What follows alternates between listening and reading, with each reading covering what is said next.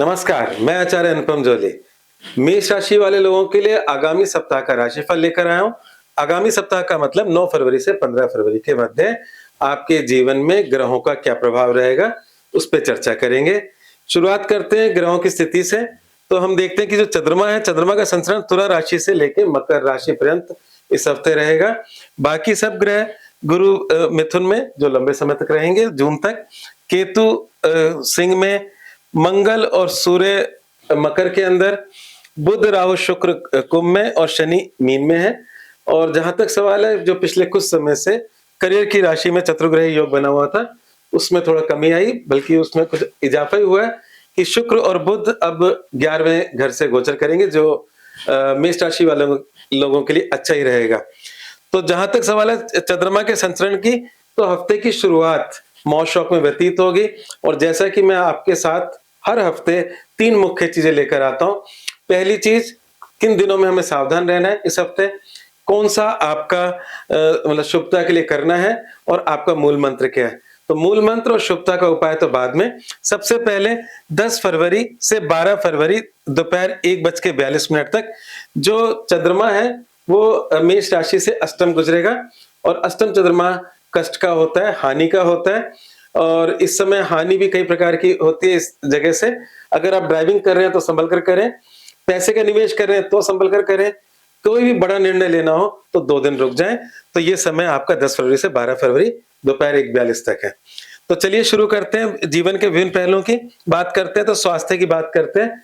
तो स्वास्थ्य को लेकर मेष राशि वाले लोगों के लिए पिछले कुछ समय से उनका राशि स्वामी मंगल उच्च का है और राशि को एक बल दिए हुए है।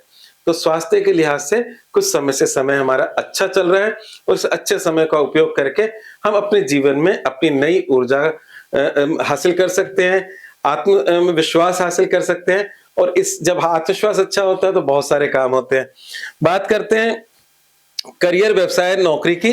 तो करियर, व्यवसाय, नौकरी में जैसा कि मैंने कहा कि पिछले कुछ समय से आपके करियर के खाने से चतुर्ग्रह योग बना हुआ था।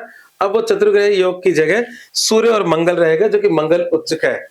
और बाकी जो 2 ग्रह हैं, बुध और शुक्र 11वें घर जो इनकम में खाना कहलाता है। तो जो आपने पिछले कुछ समय में मेहनत की है वो अब रंग लेकर आएगी। कहने का मतलब ये है कि जो पिछला कुछ समय चल रहा था वो आपके नौकरी वालों लोगों के लिए काम धंधे में मेहनत थी, और मेहनत के साथ कुछ रिवार्ड्स थे। रिवार्ड्स के रूप में जो आर्थिक फायदा या दूसरे फायदे जो लाभ भाव से मिलते हैं। तो ग्रहों का संचरण लाभ भाव में होने से अब आपके कार्य की कीमत मिलने लगेगी या कुछ लाभ मिलेगा। बिजनेसमैन जिन्होंने अपने कार्य के विस्तार में मेहनत की है, उनको भी कुछ ना कुछ लाभ मिलेगा। तो ये समय एक तरह से लाभ प्राप्ति का है। और अगर हम बात करें प्रेम और विवाह संबंधी बातों की, तो प्रेम संबंधों को लेकर समय डिस्टरबेंस का लंबे समय से चल रहा है। आपके प्रेम की भाव से केतु गुजर रहा है। प्रेम का स्वामी सूर्य जो है वो आपके वहां से छठे है, शनि की राशि से, शत्रु राशि से गुजर रहा है। तो कुल मिलाकर बात यह है कि प्रेजेंट समय में बहुत अच्छा हम नहीं देख पा रहे तालमेल। उस तालमेल को ठीक करने के लिए कुछ आपको उपाय करने पड़ेंगे। जैसा कि केतु के उपाय में गणपति जी की पूजा बहुत अच्छी रहती है। चिड़ियों के पुत्रों को दाना डालना अच्छा होता है, कुत्ते को रोटी डालना अच्छा होता है। और जिन जगहों पर नदी और मछलियां हैं वहां मछलियों को दाना डालें, वो सर्वोपरि उपाय है। हमारे जो 9 अवतार है, 9 अवतारों के अंदर मत्स्य अवतार, मत्स्य अवतार में केतु ग्रह का अंश माना जाता है। तो कहने का मतलब यह है कि इस समय अगर हम कहीं मतलब मछलियां हो नेचुरल सोर्स में, तो वहां अगर हम मतलब आटे की गोलियां डालते हैं तो ये इस प्रॉब्लम का बहुत अच्छी रेमेडी है। अब बात करते हैं, अगर हम वैवाहिक जीवन की बात करें, तो वैवाहिक जीवन के हिसाब से समय बहुत अच्छा चल रहा है। जिन लोगों की शादी नहीं हुई है उनके लिए शादी का योग चल रहा है। बृहस्पति देव जून तक आशीर्वाद दे हुए हैं। तो अभी, और जहां तक सवाल है जिन जिन लोगों का विवाहित है, उनके भी जो जीवन साथी का है बहुत ज्यादा लाभ मिलेगा, क्योंकि जीवन साथी का लॉर्ड शुक्र लाभ भाव से जुड़ा हुआ है। तो आपके जीवन साथी के सहयोग से लाभ का मार्ग प्रशस्त होगा, सहयोग मिलेगा। तो कहने का मतलब यह है कि जिनकी शादी नहीं, उनकी शादी होती दिख रही है, और जिनकी शादीशुदा जिंदगी है उसमें कहीं ना कहीं एक शुभ समय चल रहा है। बात करते हैं एजुकेशन की, भाग्य और समाधान की। तो एजुकेशन के लिहाज से समय थोड़ा बहुत कष्टकारी है, आपको थोड़ा सा मेहनत करनी पड़ेगी। आपके मन मुताबिक रिजल्ट्स अभी मिलते नजर नहीं आ रहे, तो जब आपका समय कठिन होता है तो मेहनत बढ़ा देनी चाहिए। तो आप पढ़ाई के सिलसिले के अंदर अपने कंसंट्रेशन लेवल को बढ़ाएं और अपनी मेहनत ज्यादा करें, क्योंकि रिजल्ट्स के अंदर थोड़ी बहुत अड़चने आ रही हैं, और रिजल्ट्स में ही नहीं, आपके पढ़ने में भी अड़चने आ रही हैं, पढ़ाई लिखाई के को लेकर भी अड़चने आ रही हैं।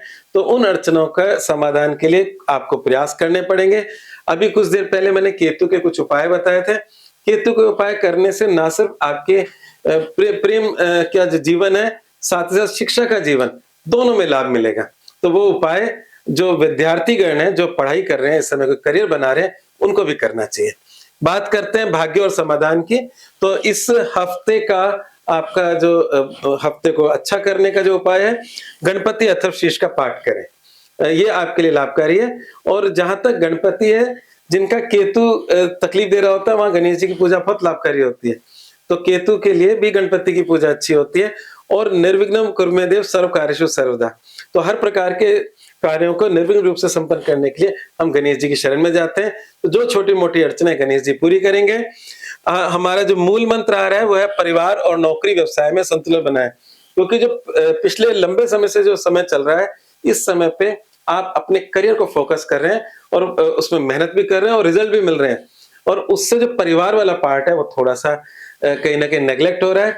तो अपने परिवार और अपने काम धंधे में थोड़ा सा संतुलन बनाएं, थोड़ा समय अपने परिवार को भी दें। अगर आपको मेरा राशिफल पसंद आया तो मेरे चैनल को लाइक भी करें, सब्सक्राइब भी करें और लोगों के साथ शेयर भी करें। आज के लिए बस इतना ही। धन्यवाद।